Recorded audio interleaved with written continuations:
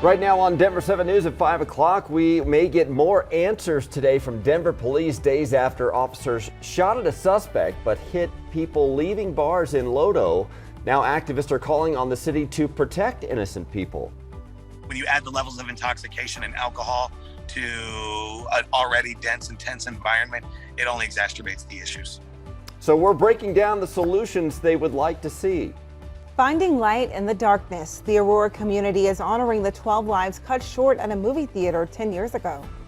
There's a lot of love even between the people who don't know each other. We all feel like a sense of togetherness.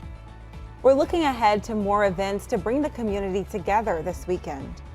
And it's an issue dividing one metro city, allowing e-bikes on its trails. So we're taking a closer look at the proposed rules, balancing safety with accessibility. Thanks for joining us on this Wednesday. I'm Brian Sanders. And I'm Jessica Crawford. Right now, we're going for a check of the forecast. And yesterday, it was so sunny outside that really those raindrops at the end of the day kind of caught me off guard. But you did mention them, Lisa. Yeah, we've got another chance this afternoon too. More storms are going to pop up. It's morning sunshine, afternoon storms, a very typical pattern for us here in mid to late July. This morning, though, a little cooler than what we saw yesterday. 60s this morning. We've been starting off in the 70s this past couple of days. Yesterday, we tried to go in between some of those storms to get out to the pool. You're going to find today another round of scattered storms and showers developing. After about 2 o'clock, we're going to be near 90 by noon with some sunshine and then some afternoon thunderstorms. So again, you might be scrambling at times, but give it 5-10 minutes. You know how storms work around here. They'll clear it out. Low to mid 90s near Denver this afternoon. More upper 70s in the mountains. So with a weak cold front, a touch cooler. We do have a chance for a little severe weather across parts of southern Colorado there along the southern front range. We'll take a closer look at our futurecast and those developing storms coming up, Micah, here in just a few minutes. All right, looking forward to that, Lisa.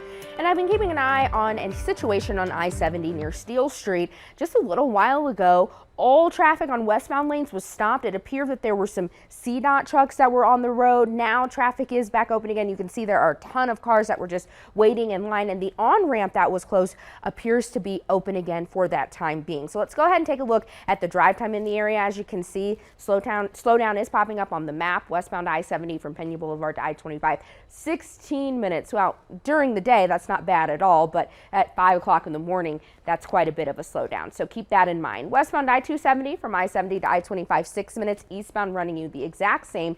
And then further to the south, northbound I-225 from I-25 to I-70, 10 minutes. Southbound, you're looking good there as well.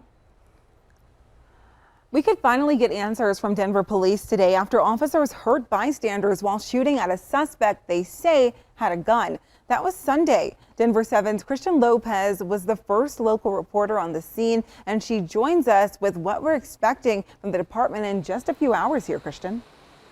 Well, Denver police says it still has to conduct critical interviews before they can provide an update, but we could be getting new information as early as today. Now, there are still a lot of questions. Many people are pressing police for answers as to why they shot into that crowd of people Sunday morning. The community is asking for transparency after those 5 innocent bystanders were hurt when police fired their weapon at an armed suspect, and many are still questioning whether or not that suspect had a weapon, though it has been determined that Denver police officers were the only ones who fired shots. Now, according to the Colorado Department of Corrections, the suspect, Jordan Waddy, was on parole and he was wearing a GPS ankle monitor when he broke curfew at the time of the shooting, and now he could face additional criminal charges. And all of this happened as people were leaving the bars after a night out, and we did talk to a downtown business advocate who says that he thinks bars should be allowed to stay open a couple of hours after last call. That way people can hang out and sober up. Individuals are forced to consume as much as they can and then kicked into the streets, let out shortly after they've had their last drink. This amount of alcohol hasn't even set into their system fully yet. The environment is not safe, especially if you're under the influence. And 4 out of the 5 people who were injured were released from the hospital as of Monday. Some of them have already reached out to attorneys in the area. Live in Denver this morning, I'm Christian Lopez, Denver 7. Thank you, Christian. Well, overnight, dozens gathered to remember and mark 10 years since the Aurora theater shooting. The candlelight vigil was held at the 720 Memorial outside Aurora City Hall. We heard from former Aurora Police Chief Dan Oates, who was the head of the department back in 2012. Any community that's been through this has a different perspective, and it's a very powerful perspective. All of us were seared by that experience. You know, I would tell the cops we're all victims. All of Aurora was a victim that night, and it forever changes a community. And there are more events planned for Saturday. That includes a 5K run to raise money for a scholarship started by a shooting survivor. There's also a reflection ceremony at 1:30 p.m. to read the names and honor the victims. At 3 o'clock, there's a free community event with food trucks, music, and much more. And then at 7:20, there will be a special immersive art presentation. State Representative Tom Sullivan joined Congressman Jason Crow to speak in support of stronger gun laws. Sullivan's son Alex was killed in the shooting. Today would have been his 37th birthday. I hope that all of the other survivors and victims have the ability to get through the day. We're all in this together. We all have one another to lean on, and I appreciate everybody taking this time to remember, you know, all 12 of the people who were murdered that day, and the 70 others who were injured, and the countless thousands who were impacted, and have to figure out a way to get through each and every day. Rebecca Wingo was also killed in the shooting. The mother of two was excited to see The Dark Knight Rises, her first Batman movie. Her friend Marcus Weaver survived. The two were separated in the chaos. 10 years later, Weaver still remembers how he found out about his friend's death.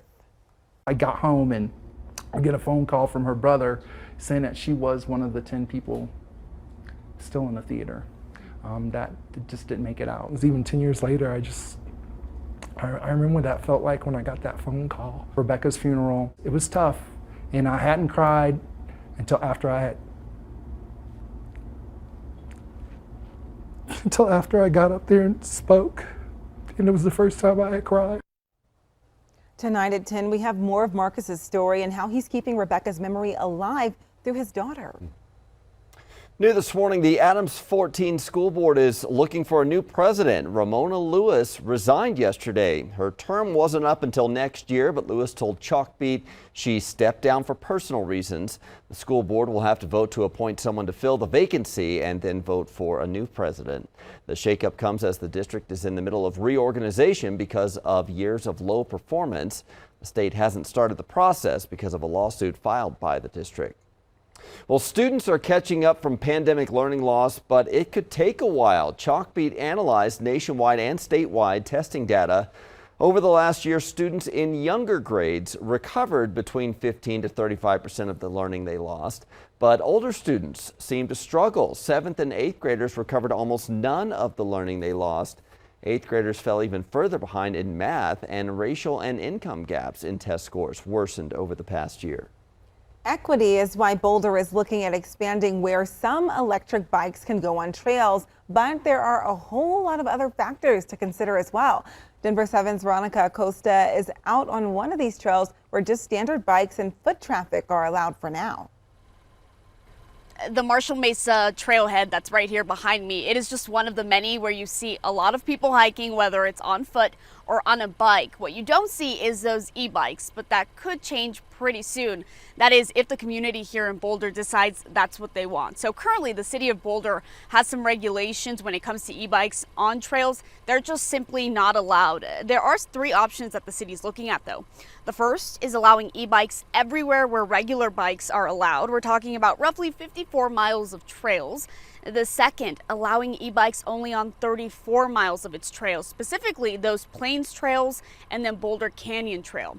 There's one more option, the third, only allowing e-bikes on interconnected trails that allow regular bikes, so that would limit e-bike use to about 25 miles of trail.